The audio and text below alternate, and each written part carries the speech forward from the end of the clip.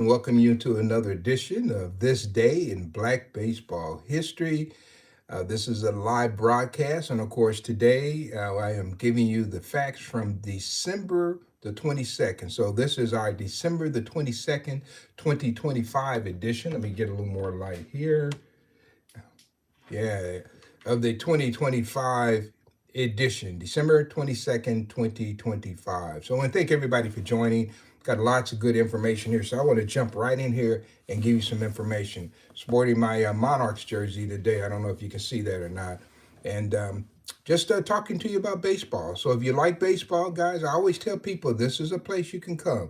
If you catch my broadcast live, you can interact with me. Intelligent questions, of course. And if you care to actually follow me, you can pick up this broadcast later on as well. So if you hit that subscribe button, you can always come back and follow this. Yeah, so we got some interesting things that I want to talk about today. So I'm going to jump right in, okay? So let's go to immediately to December 22nd, 1934. And John Blunt, aka Teeny Blunt, former owner of the Detroit Stars, died in Detroit, Michigan after falling down a flight of stairs in his office. And so, who was Teeny Blunt? Okay, let's talk a little bit about Teeny Blunt. And somebody joining from India, thank you very much. And once again, if you join me, always let me know where you're joining from. That's really important to me because I might be able to tell you something about your city. I've toured extensively for 45 years, so I know a lot of places that I've been that you might find fascinating. All right, so yeah, so Teeny Blunt dies on this date, and so who was he? Well, first of all, he was owner of the Detroit Stars baseball team starting in 1919. And he operated the numbers in Detroit's what they call Paradise Valley. This is the urban community, the black neighborhood. And he was a big man. He's quite a gambler. And so he was an important figure around Detroit. Now he was originally from Chicago and migrated to Detroit. So he had great connections going back to Chicago, and that's the reason why Rube Foster tapped him in 1919 to lead the Detroit Stars. He had money, and he knew all the players coming from Chicago. All right. So anyway, here we go. So the one of the problems with the arrangement that Rube Foster had with 2020 Blunt is that all the other teams in the league were charged to pay Rube Foster 10% from every game they played. Teeny had to pay Rube Foster 20%. And that agreement went back to 1919. But let me go back a little further because a lot of people don't realize that the Detroit Stars are one of the reasons that Rube Foster became president, the original president of the Negro National League in 1920. And how that happened is this. When they met to organize the league, Rube Foster had been operating as a booking agent for three teams. His own team, the Chicago American Giants, which was probably the marquee team in the league. Then he started scheduling games and booking games for the Cuban Stars in 1917. And of course, when the Detroit Stars started, Rube Foster backed that enterprise and sent several of his key players and was responsible for getting others to Detroit to start the Detroit team. So, for instance, Pete Hill, the great Chicago American Giants outfielder, became manager of the original Detroit Stars. Bruce Petway was there. Jose Mendez was there. John Donaldson was there. It was a really good team. And so, but those players got there because Rube Foster placed them there. And that's important. So for that honor, he charged 2021 20% of his gate receipts. And Teeny, of course, was paying more than any other team in the league to Foster to get games. And of course, that became a bone of contention about this new league. All right. So if anyone's joining me, go ahead and be sure and put in where you're joining me from. All right. So anyway, how important was these I guess you might say numbers. In Kansas City, we didn't call it the numbers. In Kansas City at that time, Felix Payne operated the what they would call policy. So in some places it was called policy, some places it was called number. So a lot of people would try to play policy around Kansas City. Interesting thing, this is probably my last story on this particular incident is in 1920, actually go back to 1919, when they were trying to organize the Negro National League. Ruth Foster made a trip to Kansas City, and he tried to get black businessmen to join the new venture of the league.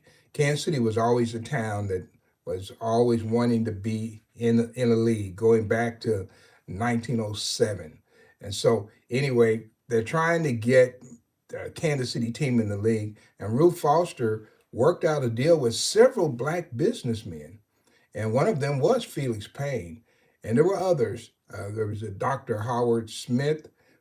He worked out an agreement with them, but the problem was they could not get lease to Association Park. The only person that had the money and the influence who could get a lease to the park was J.L. Wilkerson, who then formed a partnership with Tom Baird. So in 1919, Tom Baird and J.L. Wilkerson signed an agreement. I've seen that agreement. I actually have a copy of it to come into the Negro National League. Is the new Kansas City Monarchs, and I'm wearing the Kansas City Monarch jersey today. So that's a little bit of history on the Negro National League, a little bit of history on John Teeny Blount. And this is information that you probably won't get anywhere else. All right. Okay, let's keep it rolling here. December 22nd, 1935, Peroni's Cafe team at Los Angeles White Sox Park. They played a doubleheader, and they lost to both of these games to these what they call the Philadelphia Royal Giants. And behind the pitching of Satchel Paige and Chet Brewer in game one. But the Royal Giants going to take both ends of the doubleheader, and they're playing at Wrigley Field in Los Angeles. Now, what's interesting, if you are a kid like I was in the 60s, they would have this TV show on called Home Run Derby. So if you go and you look at Home Run Derby, they are actually filming that in Los Angeles at Wrigley Field. So if you want to see what Wrigley Field in Los Angeles looked like, that's the place to go. And of course, it was home to Pacific Coast League teams. So yeah. So anyway, that's just another gives me another opportunity to talk about Satchel Paige. We talk about him a lot, and I also talk about Chet Brewer a lot too, who I happen to know Chet Brewer. Paige, I know his family real well. If you ever go to where he's buried, there's a great monument there, and on the back of the monument, I wrote the inscription, and so it connected me to an all-time great. Chet Brewer, the first time I went to California, I stayed at Chet Brewer's home. Chet Brewer was a wonderful guy, and he came back and forth to Kansas City. I think the last time he came to Kansas City, I've been or close to the last time, he had relatives that still lived down in Leavenworth, Kansas. And so I went down to Leavenworth and met him down there. I took my dad, who at that time was in his 80s, and he always wanted to meet Chet Brewer. And so he got a chance to meet Chet Brewer. And I have a picture of my dad, Chet Brewer, and my son, who was probably at that particular time, maybe 1 year old, standing together. And that picture was taken in Leavenworth, Kansas. Yeah, Chet Brewer. All right, so let's keep it going. December 22nd, 1955. We're jumping bunch of years here. Lonnie Smith, a.k.a. Skates, a former Philadelphia Phillies and Kansas City Royals outfielder, is born in Chicago, Illinois. Now, but we're talking a lot about Chicago area. Going back to Teeny Blount now, we're up to Lonnie Smith, also with the Chicago connection, because he was born there. Now, Smith, I don't know if you've heard of him. And some people might getting confused. So if you're looking up Lonnie Smith, make sure you put in MLB, because there is a Lonnie Liston Smith who was a professional jazz artist. But this is definitely Lonnie Smith, the baseball player, who I happen to have talked to many times because in 1985 he was on the roster and played in the World Series with the Kansas City Royals. And of course, at that particular time, I carried a major league press pass, and so we interacted all the time. So here we go. Uh, he is the only player to appear in World Series for 4 different teams. So let me give you the teams, all right? So he appeared in the World Series with the 1980 Phillies, also the 1982 St. Louis Cardinals, the 1985 Kansas City Royals, as I just mentioned, and then the Atlanta Braves in 1991 and 92 twice. This guy was like prolific for getting in the World Series. You know, there are some guys, I know we used to talk about Ernie Banks, who played his entire career, never got to the World Series. And here this guy is. Most people don't even know his name anymore unless you were around baseball at this time. And he goes on to play in what, 5 or 6 World Series? I mean, that's incredible. And not even for the same team.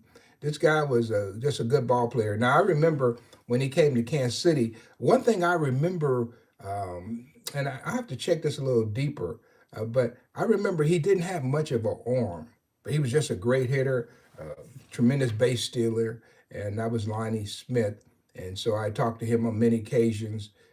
I carried a press pass at that time for the Kansas City Call newspaper. Lucille Bluford, the famous owner of the Kansas City Call, cut a deal with me where I didn't get paid for covering games, and I didn't need to get paid because I love baseball so much. I just wanted to be able to go to the clubhouse and talk to guys. And some of these stories I talk about in the Negro Leagues came from me having that press pass. And when people would come to town, I would go down and talk to them. So there's a number of players who I met in the clubhouse of the major league team because I carried that press pass for the Kansas City Call. I remember going down to talk to Miss Bluford, and I told her I wanted to write some more sports articles for the Kansas City Call. And she said, well, we really don't have much of a budget. I said, well, that's great because I'm not asking you to pay me anything. If you give me a press pass where I can get to the games, a media pass, I can get to the game and go down and do interviews, I'll write the articles for free. So if you go back starting in 1985, probably through about 1990, somewhere in the 90s, you'll find a number of articles that I wrote for the Kansas City Call, never accepted a dime. As a matter of fact, I'm a co-founder of the Negro Leagues Baseball Museum, one of the co-founders from 1990. And guess what? I've never accepted a dime from them either. So I'm just out here doing my thing and trying to do the best I can. So any support, you guys give me, and the support I need from you, first of all, is to subscribe. That's an easy one. And also, it doesn't cost you anything. It's kind of like a library card. It doesn't cost you a dime, but a lot of people don't have a library card. So, but it doesn't cost you anything. Subscribe and follow me and keep learning. That's one thing you can do. And then also, if you're really deeply interested, you can get one of my books. Here's a book I published in 2019, and it was the Dizzy and Daffy Dean Barnstorming Tour with the subtitle Race, Media, and America's National Pastime.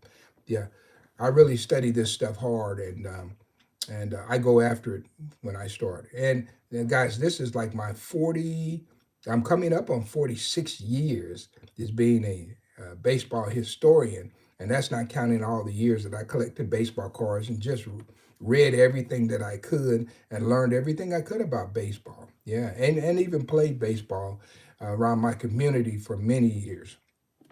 Okay, so let's go ahead and we're going to wrap it up with one final piece here, and a name that you all know, a guy by the name of Jack Roosevelt Robinson. Yeah, he is named and elevated to the position of director of Chock Full of Nuts Corporation. And he has served as vice president of personnel for the previous 5 years after his retirement from baseball with that company. And so they elevated him to the position of director. And in that particular time, a lot of African Americans didn't get promoted that high in an organization that was a major organization. At that time, they were pretty strong. I don't know if they have any of those businesses still around today, but the company at that time operated 37 restaurants, and they sold their coffee in 17 different states. So that was pretty important position. And that news went all across, reverberated all across the African American community. And later on, I do remember one of his teammates, and I talked to his teammate, and that was Joe Black, who used to write articles, and they would appear in the Kansas City Call because I would read them all the time. Actually, sometimes I clipped them out. And Joe Black had a reoccurring column in the Kansas City Star. I think it was called "By the Way" by Joe Black, and that's how I really came to know who Joe Black was. I knew his name through reading the paper, and I'm talking about as a young boy now. We would get the Kansas City Call. I'd look at sports. I had a neighbor next to me who actually threw the Kansas City Call on Friday, and I can remember being in the first, second grade with him, and I would go with him while he's throwing the paper. And of course, then we would sit down and kind of peruse through the paper to see if there was anybody we knew, and in addition, I'd like that. But actually, I remember when people used to throw the Kansas City Call, and man, times have really changed. Now it's all subscription, and you have to go to the store and get it. No more paper boys and that kind of thing. So, but that was a little side hustle for kids in my community, was to be able to throw that Kansas City Call. So anyway, yeah. So Joe Black had a column there, and then of course Jackie Robinson, and we know a lot about him. And interesting thing, I always like to add something interesting about an athlete. Jackie Robinson was the first student in the history of UCLA to letter in four different sports in 1 year. 1 year. He lettered in four different sports in 1 year. And that typically didn't happen at a primarily white institution as well. And so that was Jackie Robinson who did that. Now, I'm kind of wondering, with athletes today coming out of college, everybody's always talking about the next level and how good they are. They laying down numbers. I'm wondering, do college athletes even receive letters anymore? That's a good question. I don't know if you're a college athlete and maybe you went to UCLA or one of the larger institutions. Let me know if you actually receive a letter anymore. I don't know the answer to that. So, okay, and we got greetings here, and this is our friend from St. Paul, Minnesota. Yeah, I was thinking about St. Paul, and I'm always talking about the same people. One person that needs to get recognition up there is a guy by the name of Harry Crump. Harry Crump had a hotel. He was instrumental in working with Tony Stone, Marcelina Tony Stone, and he was also operator of the Colored House of David. I don't know if you know much about the Colored House of David baseball team. You can go look this stuff up. And Harry Crump was that person.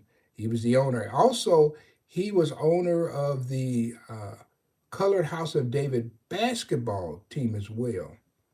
And Gordon Parks, the famous black photographer who took so many pictures for Ebony magazine and different. He was involved with some of the Learning Tree, the movie. He also was a member at one time of Harry Crump's Colored House of David basketball team. How about that? Little trivia for you this morning. And so anyway, that about does it for me. I would like to say I always try to keep it down to about 20 minutes. So I want to thank everybody for joining.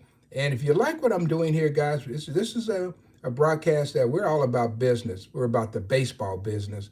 Go ahead and hit that subscribe. We're growing the network, and we're going to keep on growing a little bit at a time. Every time I come on, it seems like there's someone new who joins, and I certainly appreciate that. So thank you, guys, and you have a nice day. And we're pulling up in America on the Christmas season, so enjoy your Christmas season if you celebrate Christmas. And I will see you again real soon with some of the greatest stories that you'll ever hear from a person who interviewed more people than probably, I don't think there's anyone alive who does African American baseball history, who interviewed as many people as I did, uh, and can still talk about it. So thank you guys. You have a nice day, and I will see you real soon. And this is the end of the December 22nd, 2025 edition of This Day in African American or Black Baseball History. Have a nice day.